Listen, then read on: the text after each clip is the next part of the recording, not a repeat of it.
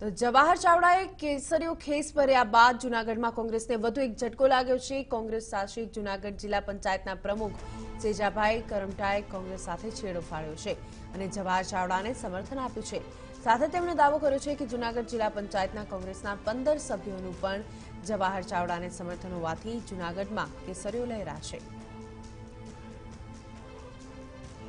જિલ્લા પંચાયત જૂનાગઢ સેજાભાઈ વીરાભાઈ કરમટા प्रमुख हमें बधाई जवाहरभाई ने हारे से हारे लेशू।